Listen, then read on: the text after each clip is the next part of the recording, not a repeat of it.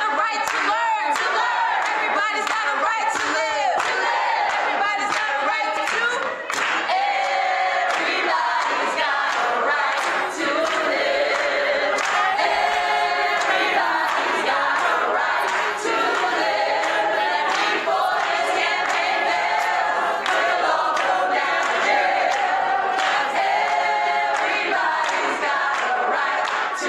live. Everybody's got a right to Everybody's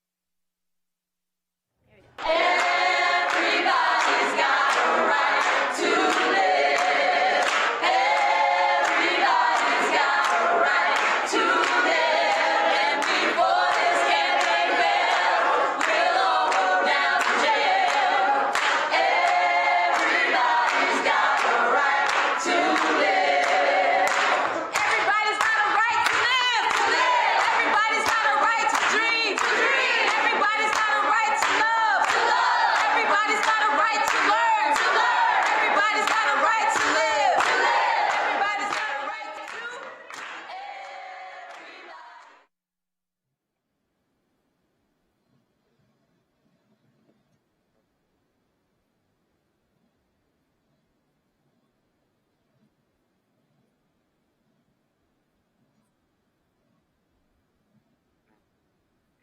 Welcome, welcome, welcome to Moral Monday, taking it to the streets.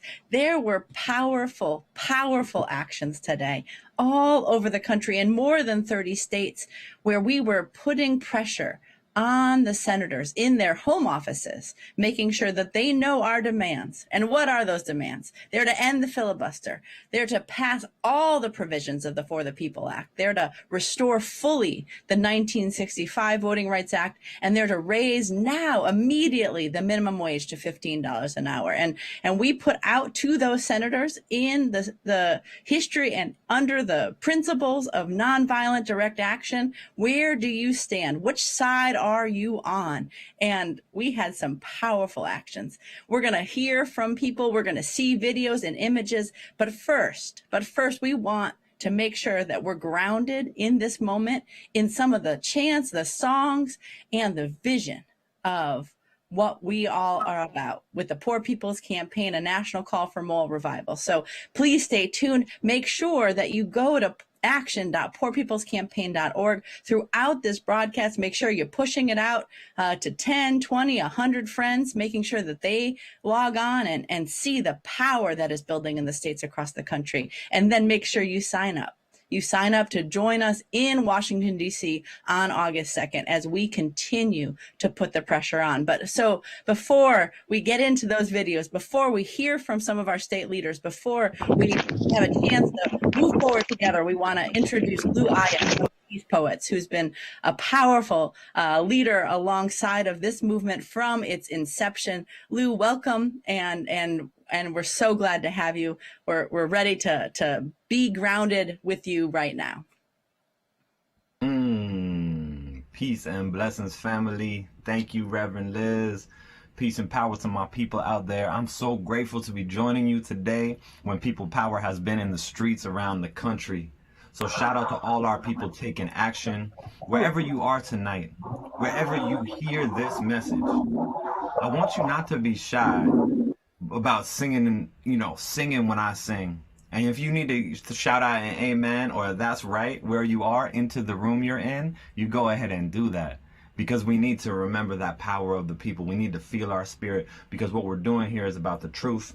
And so, speaking of the truth, we're going to get started with a song. Let this song ground us. So first and foremost, we are doing a song tonight. It's called For the People Song. In this moment, people are taking action for the people act. And so that's why the words of the song go like this. We're going to sing them. We're going to speak them before we sing them. We're going to say, we the people are for the people. And for the people act. We the people are for the people. Now will you have our back? And that's what our folks is saying to these senators, to these Congress folks out there. So then we're going to say this important part that the whole country needs to know. We won't ever let go of our hard-won freedom, our freedom to vote. So now you know the words to the song. I'm going to get us started with that song. I'm inviting you to sing it with me. Like I said, don't be shy. Fill up whatever room you are in with this song. Let's go.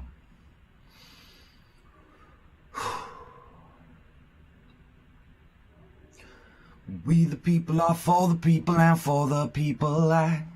We the people are for the people, now will you have our back? Let's do that. We the people are for the people and for the people act. We the people are for the people, now will you have our back? Hey, we won't ever let go of that hard one. Freedom to vote. Try that with me. We won't ever let go of that hard one. Freedom to vote. All right, now you got it. We know the whole thing. You've heard it. You've heard the melody. You know the words. I'm going to encourage you one more time to sing it with me. We're going to do it a couple times. You might want to move with it today. You want to move the way our people are moving. You want to speak that truth the way our people speaking the truth. Let's throw off all our shyness. Let's do it loud. Here we go. We the people are for the people and for the people act. We the people are for the people, now will you have our back again? We the people are for the people and for the people act. We the people are for the people, now will you have our back? We won't ever let go of that hard one. Freedom to vote. We said we won't ever let go of that hard one. Freedom to vote. Come on. We the people are for the people and for the people act. We the people are for the people, now will you have our back again? We the people are for the people and for the people act. We the people are for the people, now will you have our back? We won't ever let go of that hard one. Freedom to vote. Like a promise. We won't ever let go of that hard one. Freedom to vote. And before we sing it one last time, what we need to do is know that this movement is building up to having that song being sung across the country by people fighting for everyone's right to vote. There's a huge thing happening right before the big action on August 2nd. 24 hours straight we're going to sing that song, my people. It is a song for the people. And so you can check out hashtag song for the people, but tonight we're getting ready for that. So we're going to sing it one more time, and we're going to imagine the vision. The reason we're singing for 24 hours is because together we're going to come together and harmonize our voices. So that song is in the streets, that it's up in Congress, and it's in Congress's mind. That question of, will they have our back? So do it with me one more time. And then, of course, meet me in D.C. where we're going to do it together. But here we go right now, y'all. Last time we're going to do it through like we mean it. Everything we got. For all our people taking action, we sing. We the people are for the people and for the people act. That's right. We the people are for the people, now will you have our back again? We the people are for the people and for the people act. We the people are for the people, now will you have our back? We won't ever let go of that hard one. Freedom to vote. Last time, we won't ever let go of that hard one. The freedom to vote. Love and respect. Thank you so much for singing with me. Yes, my people, we're going to keep singing hashtag song for the people. The Poor People's Campaign is ready. Back to you, Dr. Liz. Well, thank you, Lou, from the Peace Poets. It is powerful to be here this evening. And I want to now throw it to Bishop William Barber, who is in Arizona today, to hear about actions there, this call to action in Texas, what we're doing on August 2nd, and why we have to fight, why we took it to the states today, and why we're going to keep on fighting forward together and not one step back. Bishop Barber, it's so powerful to be here with you this evening. Thank you. Thank you for your leadership, and please take it away. Well, first of all, thank you, Reverend Dr. Liz, and thank all the people, because we is the most important word in the justice vocabulary. Issue is not what I can do, but what we can do together. I'm on the telephone because we were trying to visit Senator's office today. You know, these senators have placed their offices in private buildings. We got to work on that. They're supposed to be accessible to the public, but they put themselves in private buildings. And so if you visit them to redress your government, then you get arrested for, if you sit in or sit down when they close the offices, you get arrested for trespassing. And so today, more than 39 people were arrested. People that look like every race, creed, and color in this country, along with Reverend Jackson, Barbara Arwine, Kaya Newkirk, myself. We literally were put in handcuffs. But what we said is we got to get these shackles off of our democracy. That's the bottom line. And all over the country, once again, you Poor People's Campaign, you have shown how to really do organizing from the bottom up. And all over the country simultaneously, you've acted out today. And it's bubbling up throughout the media. That's what it needs to do because it's putting pressure. And we are going to sing that song about the We the People and about our right to vote. And we're also going to sing Somebody's Hurting Our Brothers and Sisters. And we're going to add the things because remember, we never focus on just one issue because there's never one issue. So what are our issues today? You got to end this nasty filibuster. It's like a cancer on the body politics, non-constitutional, interposition nullification. We got to pass the For the People's Act, all the provisions.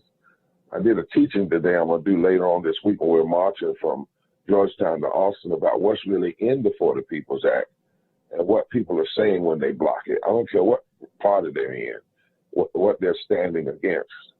And then we got to call for the passing of the Voting Rights Act. And remember, the Voting Rights Act has not yet been written. The Voting Rights Act restoration has not yet been written. So when somebody like Manchin or somebody says, well, I'm for that, I'll probably break the filibuster for that, we can't trust that because he was also a co-signer on the For the People's Act. But as soon as it was possible to bring it to the floor, all of a sudden he's more interested in what the U.S. Chamber of Commerce has to say than the United States Constitution. And then we're saying pass 15 now, 15 now, 15 now, living wage, and then protect our immigrant brothers and sisters. And all of you on this call, always hold all of these together. It's never just about one issue. As Dr. King taught us and so many others in Selma to Montgomery March, he said that voting rights were connected to economic justice. Those who suppress the vote are also afraid of people uniting and changing the economic architecture of the country. And so we're here. I've been looking all over, Liz, at what's going on live stream. I'm actually here. We're headed to the airport now to meet you in Texas on tomorrow. And tomorrow we have a press conference at 5.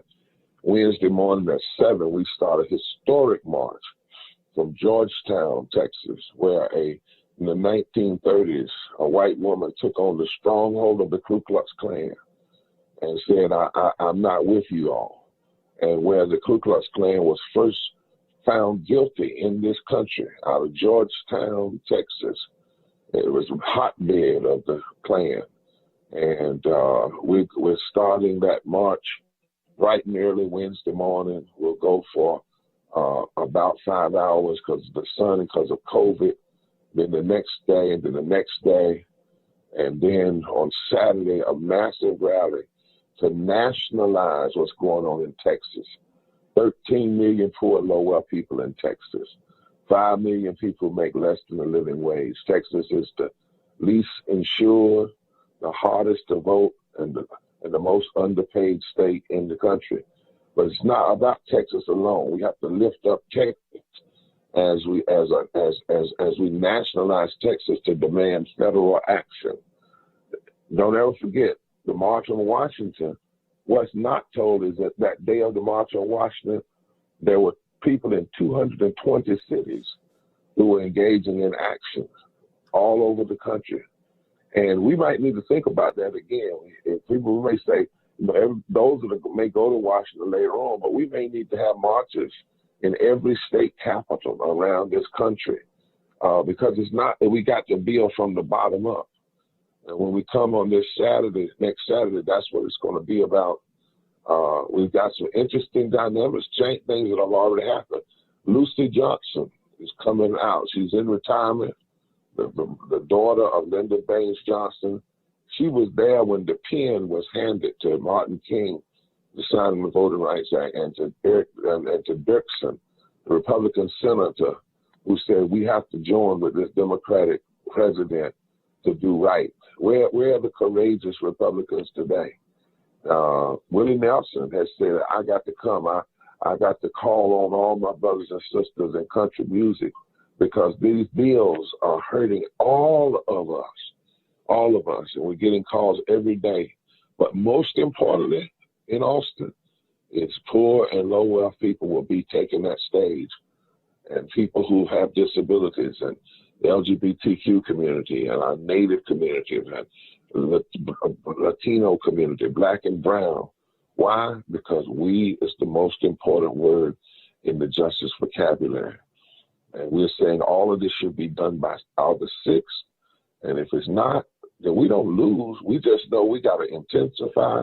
It's all the more reason why we've got to build out the Mass Poor People's Low Wage Workers Assembly March on Washington, June 18th. It's all the more reason why we've got to have massive litigation and massive voter registration and massive nonviolent direct action and meaningful legislation.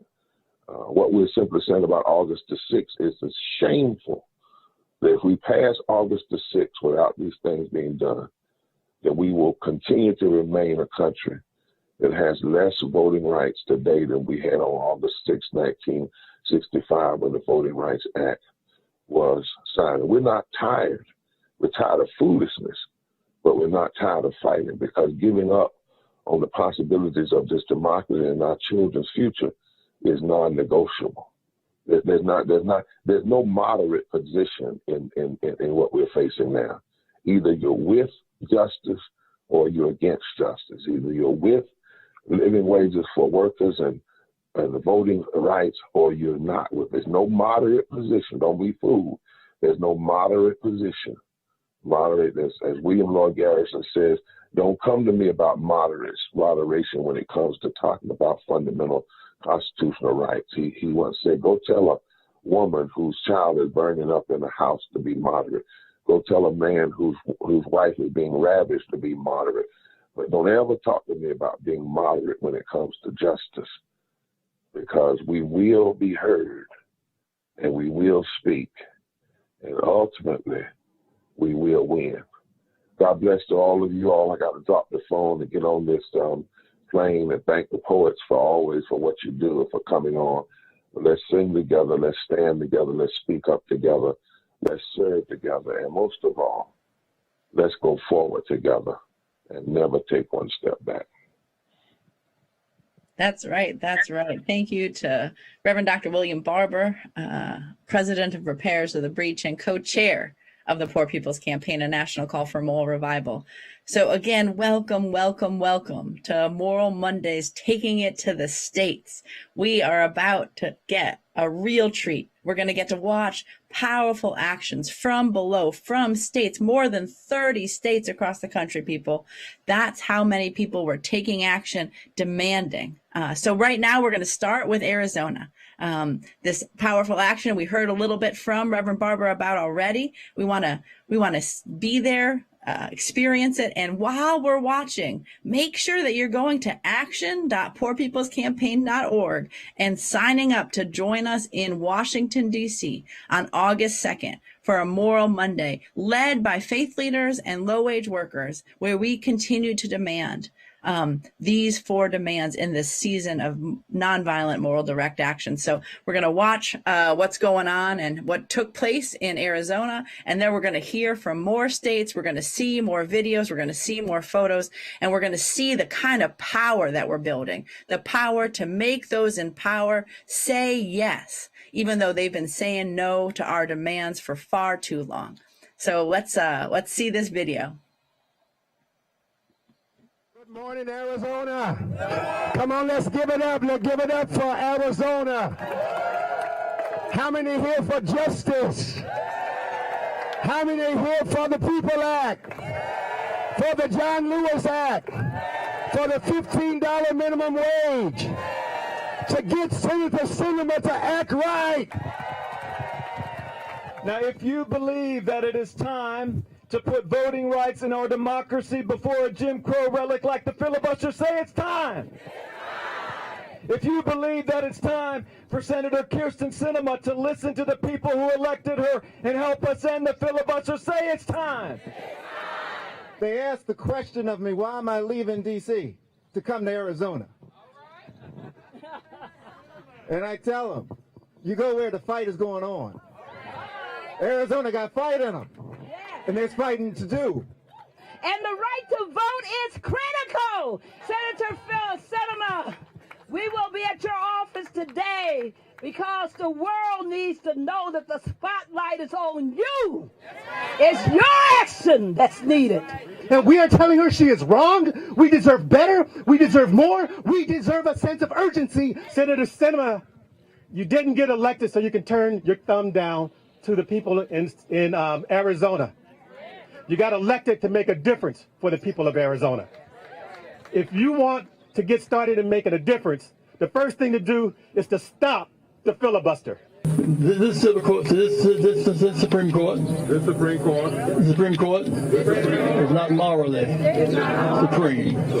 We have the power to change the legislature. The senator from Arizona will stand up.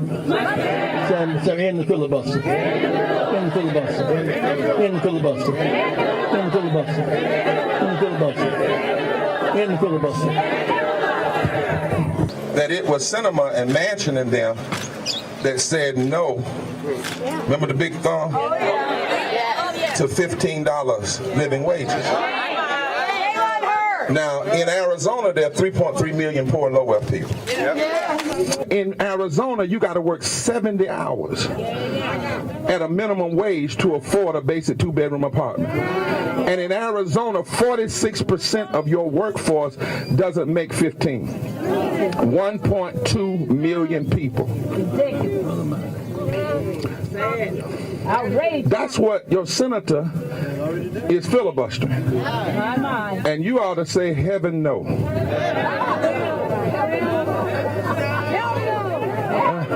See, heaven no is stronger than hell no. Because heaven no got power. Heaven no got anointing. Heaven no got justice. Heaven no got love.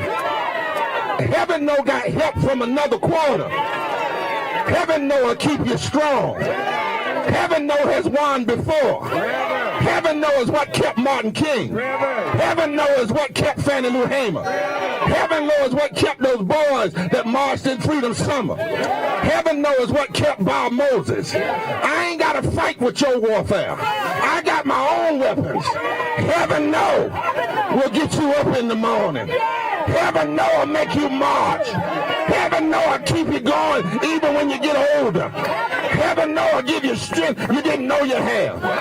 Heaven know will bring black and white and brown and native together. Somebody ought to say, heaven know.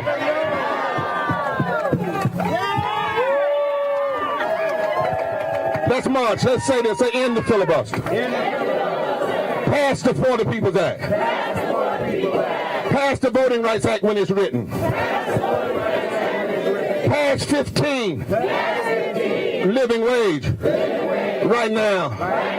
Pass immigrant protection. Right now. Pass DC statehood. Right now. Stop these state legislatures. Right now. Give us federal election laws. Right now. Somebody say right now.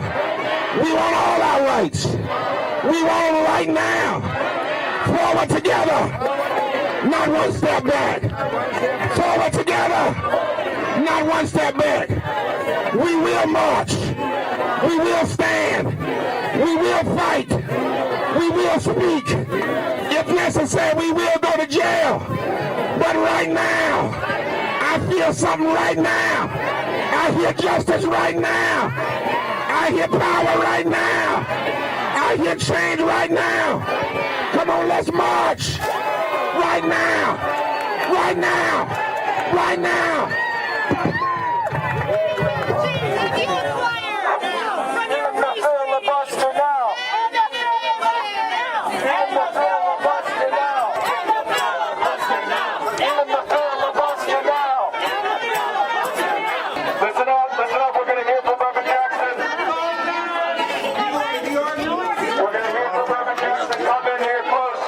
The real deal now is when we move her numbers, we must have the ability to elect a senator who speaks for us. So we must have the ability. Must have the ability to speak for. To speak for people. The people. Have the ability. Have the ability to elect a senator. To elect a senator. Represents our interests. Represents our interests. Our interests is fair. Our interests are fair. And just. And just. So let's leave here.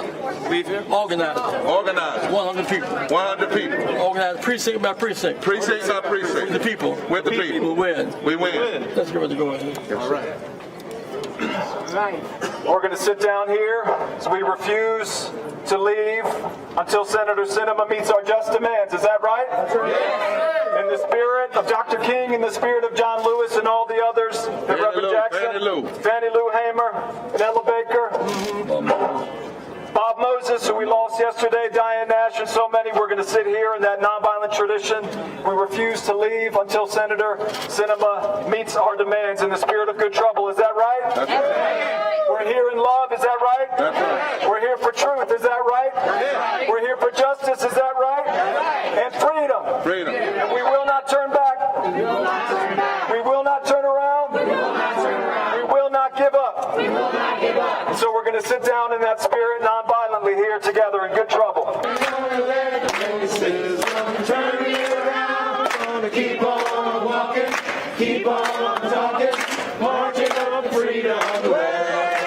They're gonna let Donald Trump turn me around, turn me around, turn me around. They're gonna let Donald Trump turn me around, keep on walking, keep on talking. I'm Sergeant Larry Dotson with the City of Phoenix Police Department. If you do not plan on being arrested, we ask you to vacate the property at this point. That includes the media. So everybody here is willing to be arrested, including the media? How about up here? All right, okay. Why are you going to arrest me? Off the property entirely on the City of Phoenix public right-of-way.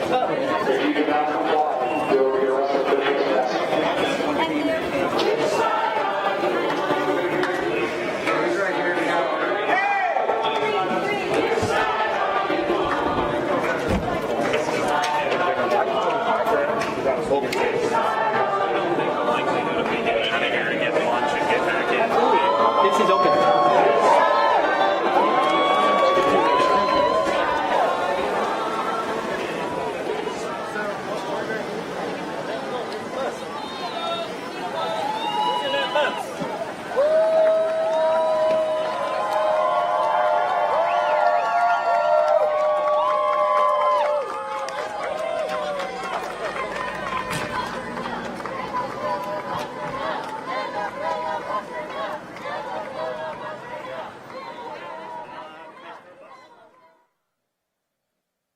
And yes, indeed, we do have to end the filibuster now. We have to pass all the provisions of the Voting Right of the For the People Act. We have to restore the 1965 Voting Rights Act, and we have to have a minimum wage increase to $15 an hour immediately. And that's what happened in Arizona. It's what happened in 30 states across the country for Moral Mondays, taking it to the states. We want to show some more clips, some more video of the powerful actions that took place across the country, led by Poor People's Campaign state leaders, moral leaders, clergy, poor and impacted people, advocates, activists, folks across all the lines that divide us in this country who are coming together and building a season of moral, nonviolent direct action. And so we're going to watch some videos. Make sure that you're pushing this live stream out. Make sure that you have 5 or 10 or 20 or 100 of your friends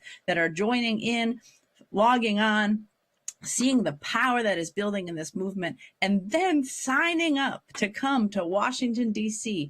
on August 2nd for our Moral Monday there, because we have to keep this pressure up. So we're going to watch some of these videos, and then we're going to hear from some of the state leaders that led us in these actions today. We can't go to all of them, but we can have some folks come to you to share what's going on. And so let's see the first set of actions that includes powerful states like California and like Kentucky.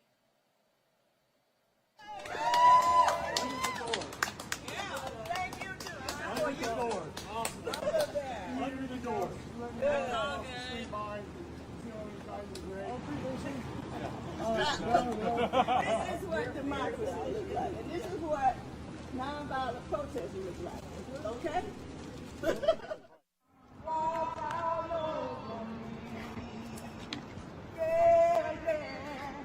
I went down to the Capitol.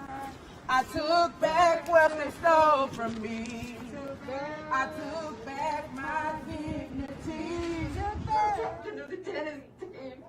He's compassion. And they kept him in jail cell. But he's had 20 years of video game playing, and he has been to Paris and done things for other people. And he wasn't crying like a lot of the black people that I heard crying for their mamas in the jail when I was arrested. You know, I heard them there going, "Mama!" I said, "That's not right. I hear that, and I'm going to do something about it." Right. Somebody's hurting our people, and it's gone on far too long. And we won't be silent anymore. That's right. I want to talk about the filibuster, the minimum wages. We're here to urge Senator Warnock to continue his strong efforts to press for a vote on for the People Act and the John Lewis Act. We're trying to get policies passed to represent all the people. We're going to start from the bottom, and we'll all rise together. When our democracy and the rights and lives of the poor and low-wage workers are in peril, to talk of compromise with these extremists is economically insane, and it is a grave form of political malpractice. End the filibuster. Yeah. Pass all provisions for the Poor People's Act. Yeah. Fully restore the 1965 Voting Rights Act. Yes. And raise the federal minimum wage to $15 an hour. Yeah. Forward together!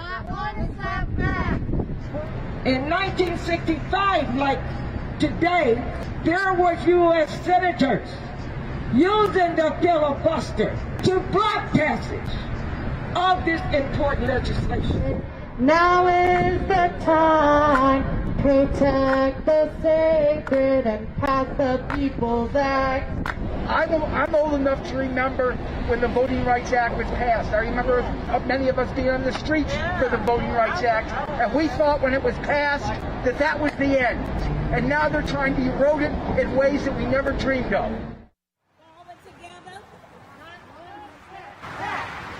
Our fight is not just about the black or about the white. It's the attack on the people of every race. The only way we can restore our nation's soul is to find the moral strength to do what is right. Yeah.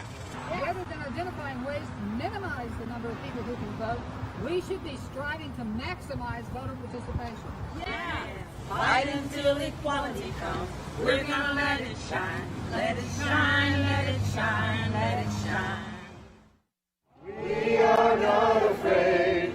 We will stand for liberation, 'cause we know why we remain. Not afraid.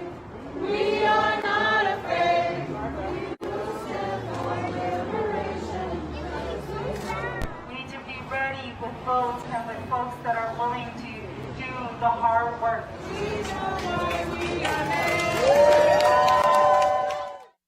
It's beautiful and powerful to see these little pockets of justice. Like, we want them to not reform, but to end what? Do we want them to end what? Okay, it's policies like a $7.25 minimum wage that put people in poverty and keep them there. Ho, ho! The filibuster has got to go! Hey, hey! Ho, ho! The filibuster has got to go! Hey, hey! Ho, ho!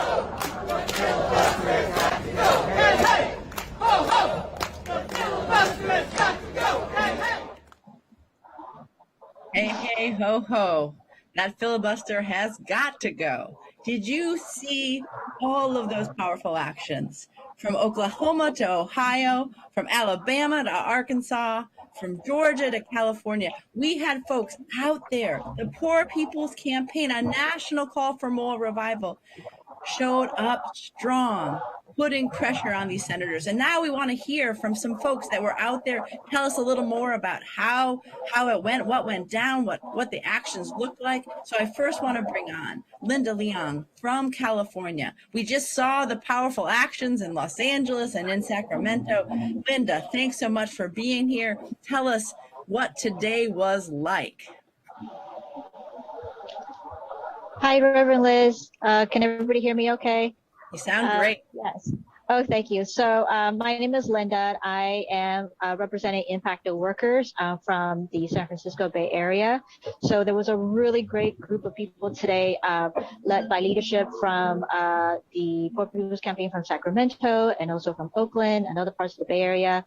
And that we showed up in force outside of Senator Feinstein's office in San Francisco to give her our list of demands. And we know that she has defended the filibuster in the past, and so we especially wanted to drive home that point that we want her to abolish the filibuster in order to get our other demands met. And there was a very strong group of about a dozen people or so that put themselves on the line and held up a real large banner outside of her office in front of the Senate building. And we, led by Virginia, and had a lot of chants, and the energy was really good the whole time. And nobody was arrested, and it was all very peaceful. And we actually saw a group of folks who had an appointment with Senator Feinstein earlier today. We're not exactly sure what group these people represented, but they actually presented a similar list of demands to her staff, like the ones we have. And while they were meeting with Senator Feinstein, they actually recommended that the staff come downstairs and talk to our group in the Poor People's Campaign. And so one person came and talked with our leadership, and he was very receptive to us being there. And he pressed us to keep doing what we're doing and to make our voices heard, and that Senator Feinstein will listen to what her constituents are saying, and that this is exactly what we need to do to make democracy work. And so we showed up and to ask Senator Feinstein, which side is she on? Thank you.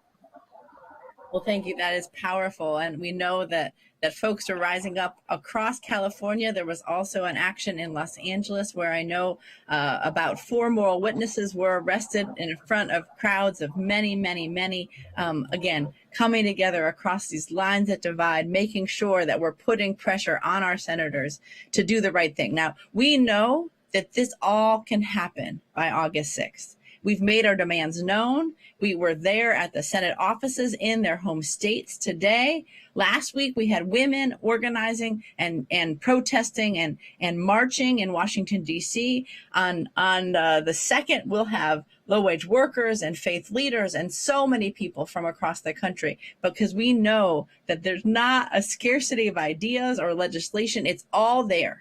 We just have to be able to build the political will to make it so. And so thanks so much from California, powerful actions. And now I want to go to Kentucky, because we know that we have a lot of pressure to put on some of our Kentucky senators. And so I want to invite Jeremy Porter.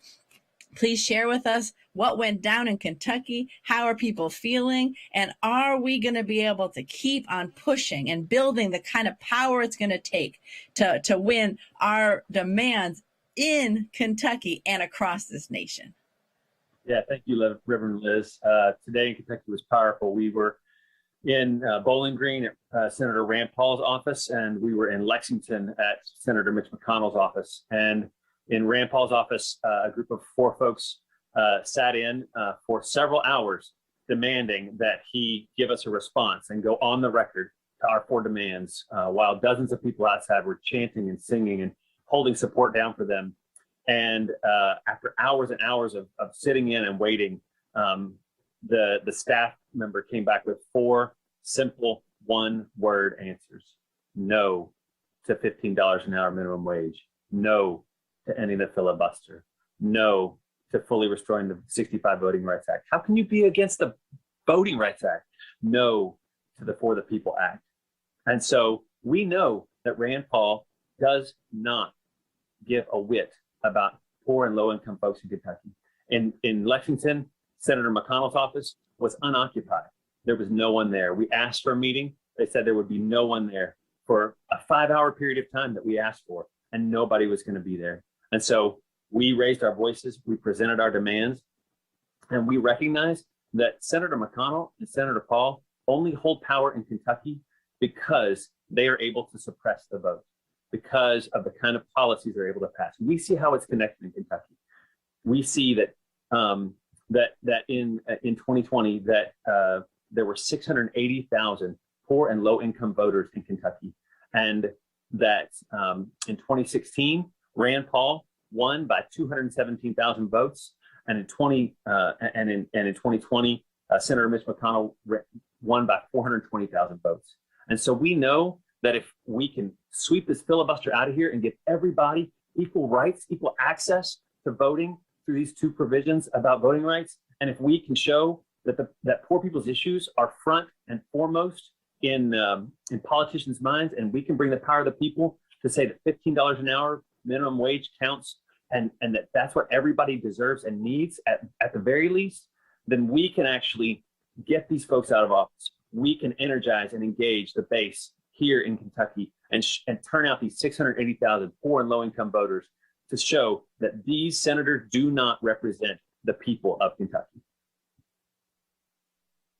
Amazing, amazing. I mean, both to the power that you're building, but then to get that 5 hours of waiting without people there, to get those 4 no's back to our demands, but to have this uprising, this moral resurrection of people from Kentucky, poor and low-income people from Kentucky, moral leaders, clergy, advocates, activists who are coming forward to say, you know what, we are an unleashed power, and we are going to keep on building and keep on organizing and moving forward together and not one step back. We had amazing actions all over the country, and we have some more videos, some more powerful shots and pictures and photos and capturing some of the songs and the energy that was all over the country today that are still they're still building and organizing now. And again, while you watch this, feel the power, feel the energy, and make sure you sign up to join us in Washington, D.C. on August 2nd for a Moral Monday then. So let's see these other states, and then after those states, we'll hear from more powerful leaders like Linda, like Jeremy, but from other states that are organizing and moving forward together, not one step back. critical that voting rights be supported and expanded. If everyone votes, these guys cannot win, and the Poor People's Campaign will not give up until everyone is allowed to vote. The purpose of this season of action is to strengthen the resolve of our allies to stand up against these injustices and to challenge the capitulation and inaction of those who have proven themselves to be adversarial to voting rights, economic justice, and the very foundations of our democracy.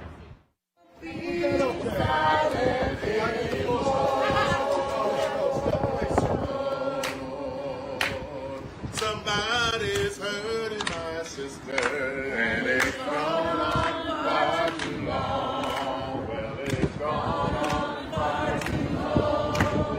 It's gone on far too long. Well, somebody's hurt. Amen.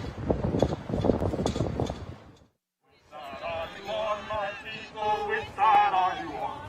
Which side are you on, my people? Which side are you on? We're on the freedom side. So we are going to head inside, and we are going to place our demands at your door. Keep on walking, keep on talking, marching on the freedom. Hey, you cannot.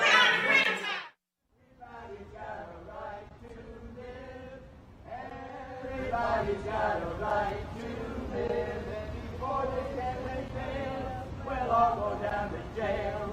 Everybody's got a right to live. Which side are you on, my people? Which side are you on? We're on the freedom side. Which side are you on, my people? Which side are you on? We're on the freedom side. Democracy is being intentionally undermined. Democracy, which we've never fully attained yet, is now crumbling to pieces. In the halls of power and in our nation's highest court, wealthy elites with a vested interest in clinging to minority rule are actively undermining American democracy. Yes, we are going to deliver this letter, and we are going to move forward and not one step back.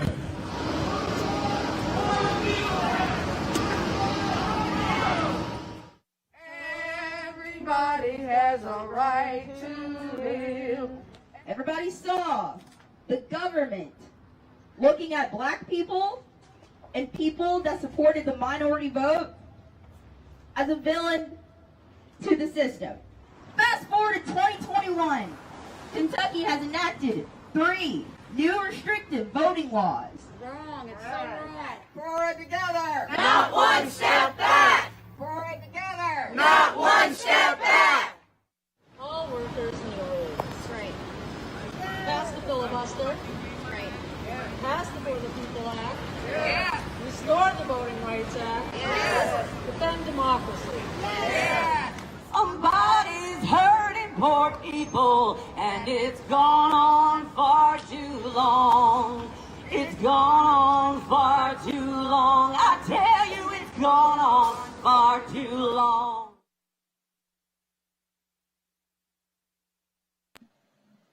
Powerful actions. And now I want to have Reverend Barber speak to us again.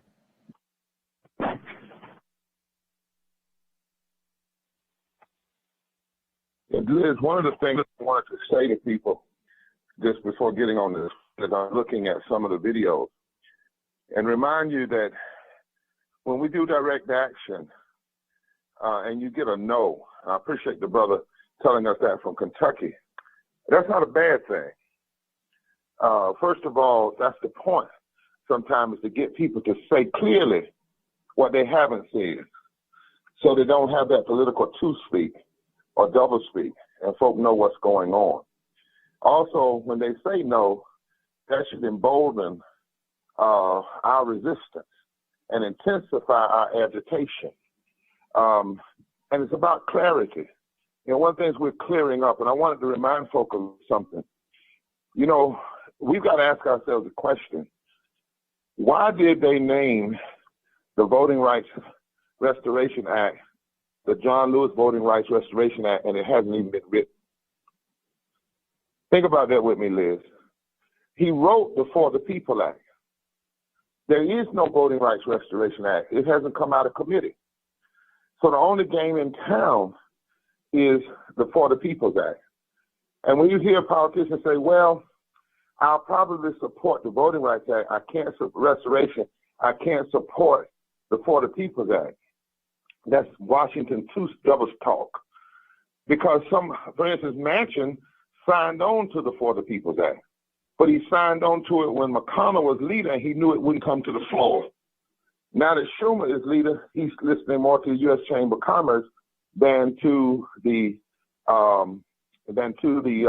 U.S. Constitution.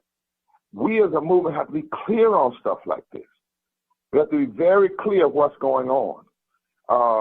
Why did they block 15? We got it all the way there, and then they blocked it because they're listening more to U.S. Chamber of Commerce, to the people, and that's why the people have to speak. And understand, you may get an arrogant no, but the very fact that they finally answer you lets you know that the pressure is bothering them, they don't like it, and what we've got to do is keep it up. And on this matter, the For the People's Act, you're going to get a listing out probably today or tomorrow. Liz and I are going to do a little piece from Texas. Because even when you say For the People Act, you need to know what you're fighting for. It's more in that bill than people realize is in it. And when you see what's in the bill, you understand why you have Republicans and some Democrats that don't want it. And we got to start calling them out and saying, if you're against the For the People's Act, then you must be for dark money controlling our election. If you're against the For the People's Act, then you must be for people ending same-day registration and early voting and drop boxes and ensuring that Native American people can vote. You can't have it both ways.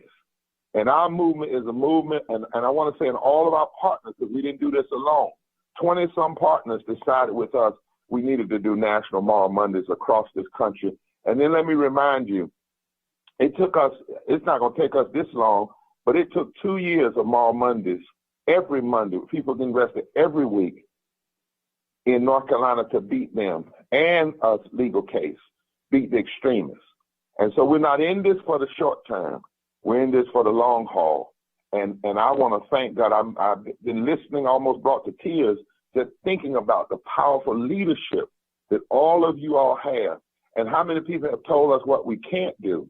And then you turn around and do not only what folks say we can't do, but even more. So keep on fighting. Every answer, we needed it. We need them on the record so we can stay on the. We need, and old folks say we need them on the record so we can keep them on the run. God bless you. Take care. That's right. They got to be on the record so that we can keep them on the run, and we are building the kind of power to make them run.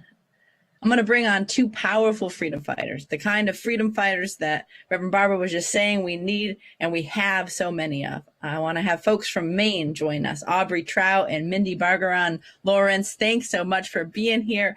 Tell us about the powerful movement that's growing up in Maine and why we need these 4 demands. Yeah, so we, excuse me, it was a powerful day. We had a press conference ahead of heading into Senator Susan Collins' office in Portland, her Portland office. And Mindy spoke at the press conference, and she's going to come right back and she's go over kind of what she spoke to.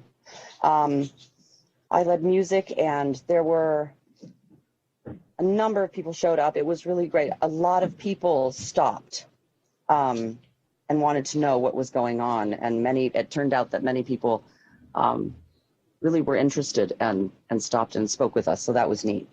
And then a bunch of us headed into Senator Susan Collins' office, and one of her higher staffers, I'm going to say, we presented our questions and said we had the questions. And at first it was, the senator is not available.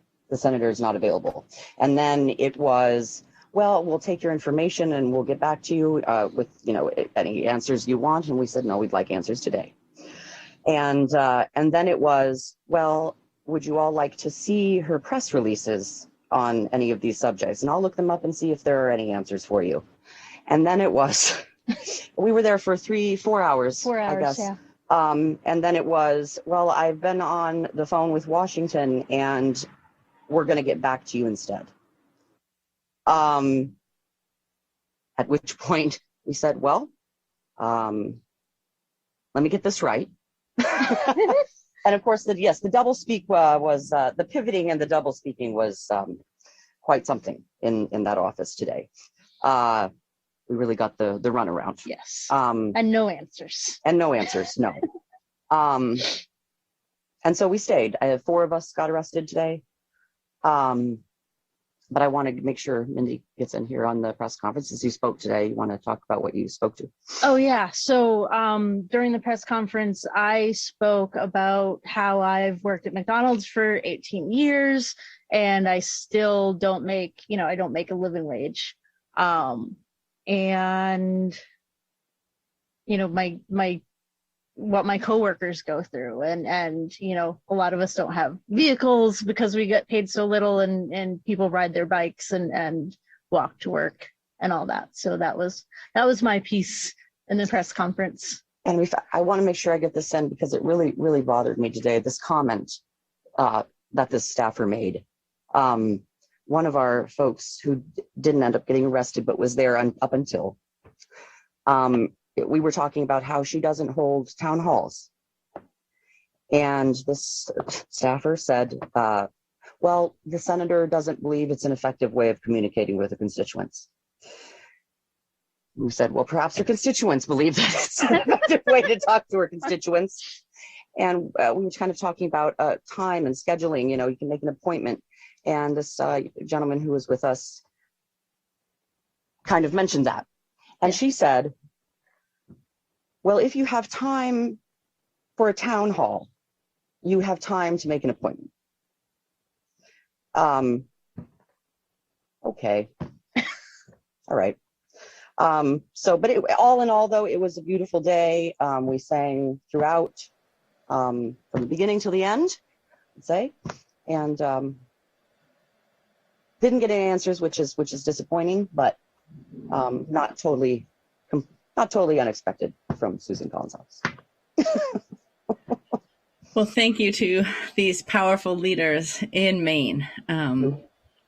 Because what we know is that the power of people coming together, whether it's in town halls or in protests or in marches or in the kind of community that we're building in this campaign and across this country, is the kind of power, collective power, that it's going to take to be able to find out where people stand, ask the question, which side are you on, and then keep on pushing until we win all, not just 1 or 2, all of our demands. We got more states to come from to see the powerful actions. I'm going to have us go right into some more of those videos. Make sure you're pushing this out, telling people all about the power that's building, and then we'll hear from more leaders from other parts of the country. Turn me around, ain't gonna let nobody turn me around. We'll keep on walking, walking up the freedom land. 0.1% of the people, and they're all men, they're all white, own up to 80% of the national wealth. That's not democracy. Yes. That is not democracy. All these talking heads are saying, we have to save our democracy. You don't have one. You don't have one. Here's the thing. In the nation, nationally, we spend more than $30,000 a year to house a single prisoner, but we will not spend $15 an hour to give a fair living wage. What does that say about our nation? That we care more about putting somebody behind bars, especially those for small offenses, just to fill the prisons, to work for corporations for free or for 10 cents an hour. Fight poverty, not the poor. Not the poor. Not the poor. Not the poor. Not the poor.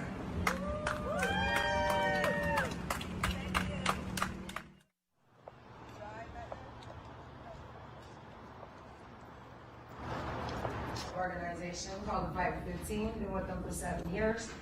So today I'm here with my friends from the Poor People Campaign to deliver this letter to Senator Tim Scott demanding 4 things.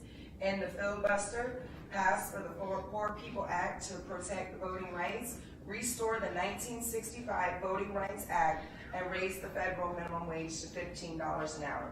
These 4 demands are necessary steps for saving our democracy. Delegations like this one are visiting Senate offices in more than 40 states today because we believe the choice is simple. We can choose democracy or autocracy. Which side will you be on, Senator Tim Scott? Okay. Now, can you put some contact information on this so we can Absolutely. I can pass it on? Absolutely. Yeah. Yeah. Right behind you. Yeah. And I'll pass it up for y'all. Thank you. And y'all pass these around and take one of my cards on so the Senator can have your service.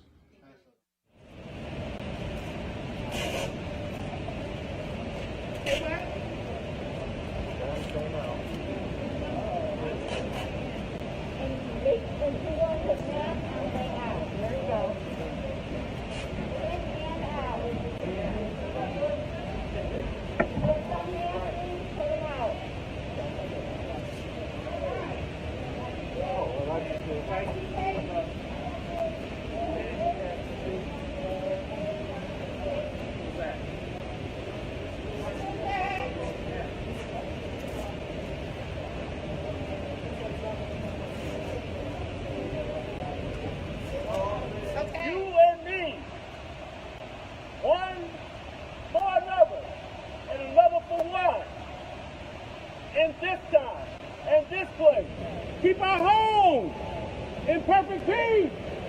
Forward together. Not one step back. Stay forward together. Not one step back.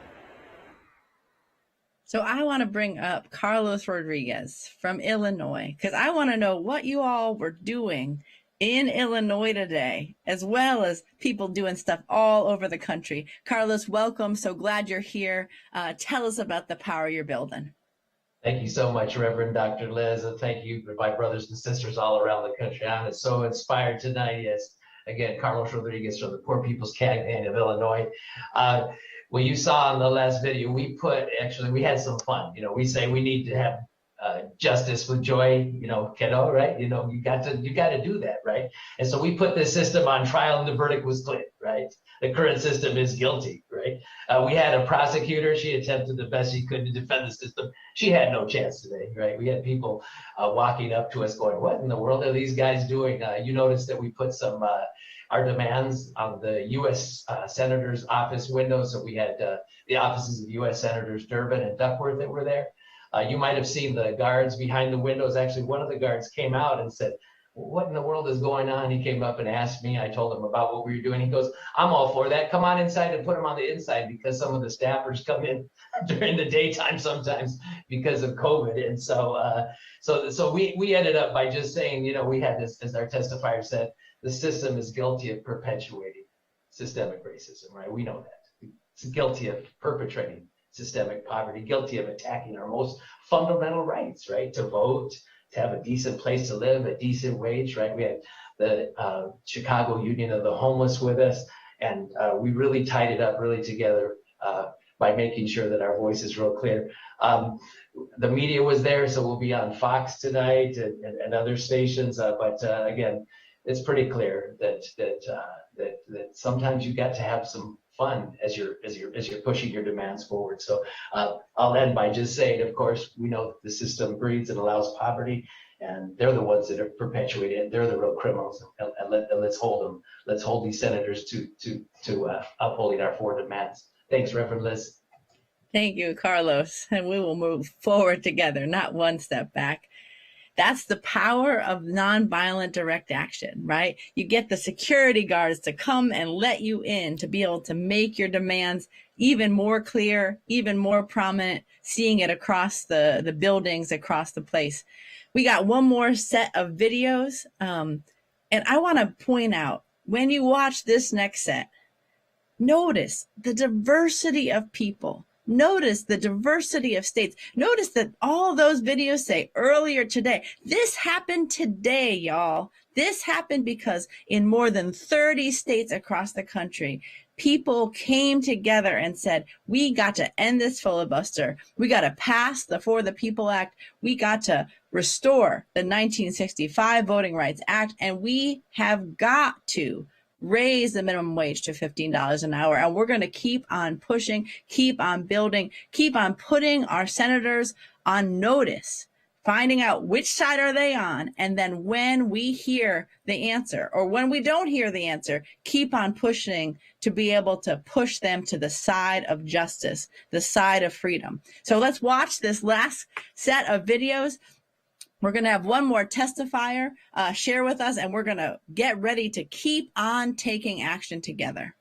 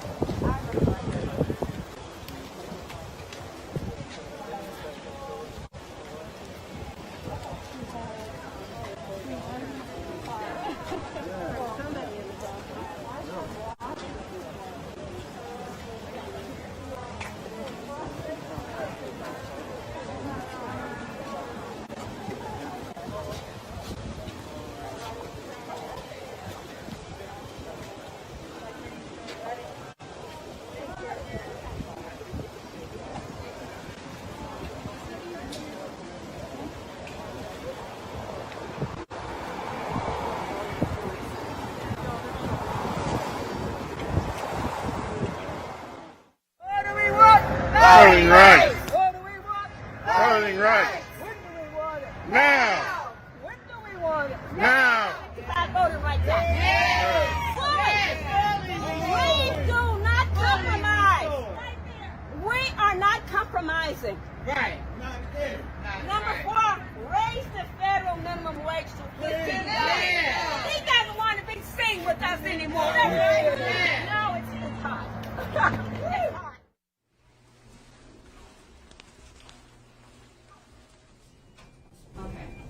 So we're here with the For People's Campaign, and it's not just one organization, huh? I just don't want to leave everyone out, and I know you certainly don't want to have more people out in here.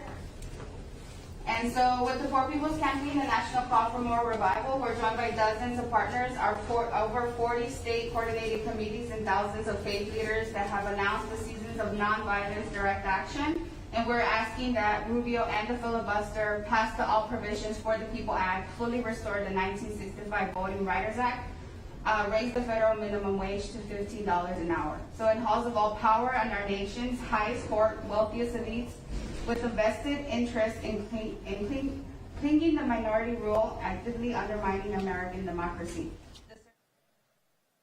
Indeed, we're hearing that powerful open letter that thousands of people called in, wrote in, and made sure that our senators and the White House are aware that we are fired up and we're not going to take it anymore.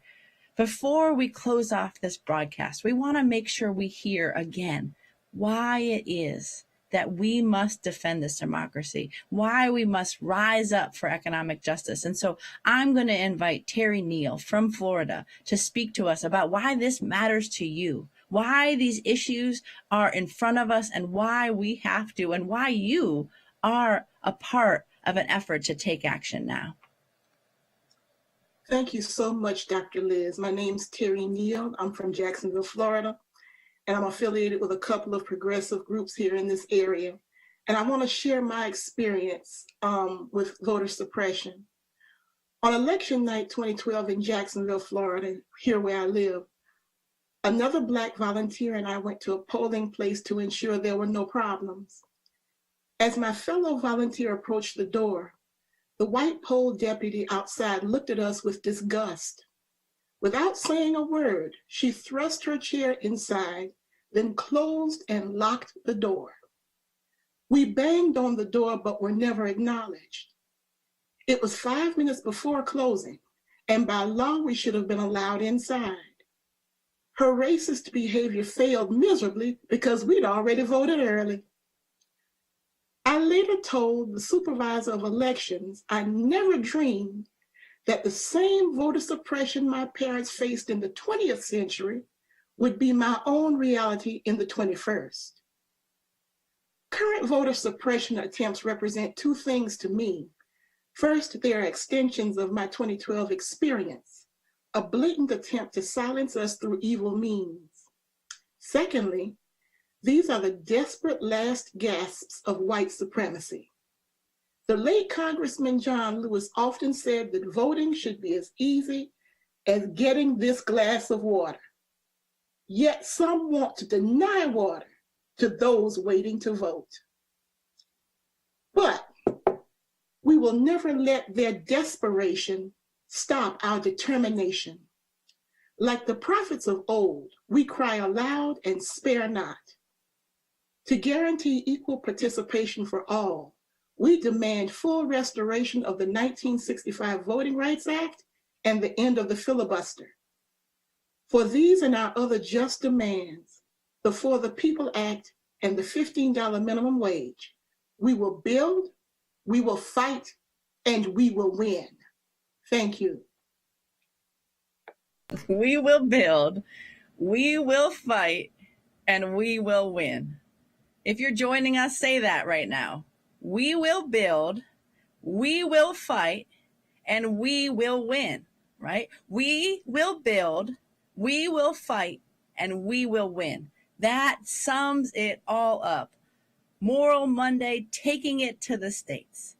We have work to do, but we're doing it. And we're building in states. More than 30 states today took action at U.S. senators' offices, making sure our demands are clear, making sure that our needs are going to be met. And Ms. Neal, behind you, you have a picture of the Edmund Pettus Bridge and folks marching over that bridge. And so I want to remind folks that starting tomorrow, there will be a powerful moral resurrection happening in Texas. We're going to have a Selma to Montgomery style march. It's going to start in Georgetown, Texas, as we heard, and end up in Austin, the state capital. And hundreds, thousands of people from across Texas are going to join that march. Because right now, Texas and Florida and North Carolina and so many states across the country are ground zero for this fight for voting rights, this fight to end the filibuster, this fight for economic justice, this fight to move forward together and not one step back. So please, please, please make sure you tune in tomorrow to watch and to be a part of a powerful moral resurrection in Texas, and then follow that march as we make our way from Georgetown to Austin. Follow us and join us with that car caravan from Georgetown to Austin on Saturday, and a powerful rally where people come together and say, we are fighting this fight in Texas, and we're going to nationalize this state-based movement.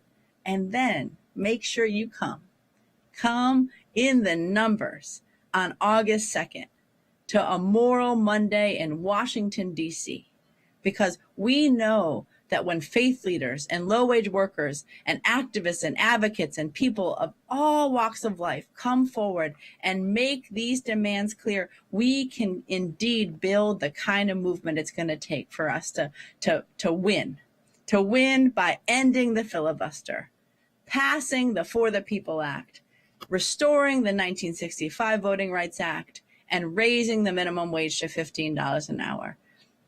We have our marching orders. We're going to keep on moving forward. And so I want to have other folks join me right now, because we are going to move forward together, not one step back. We're going to move forward together, not one step back. We're going to move forward together and not one step back. Join us in Washington, follow us in Texas, and please be that moral resurrection for voting rights, economic justice, defending this democracy, and turning the world upside down as we lift from the bottom so everybody can rise. Forward together. Not one step back. Forward together. Not one step back. And one more time. Forward together. Not one step back. Yeah. Thanks, everybody. Battlefield. See you in the battlefield, as Rob says. Yeah. Right.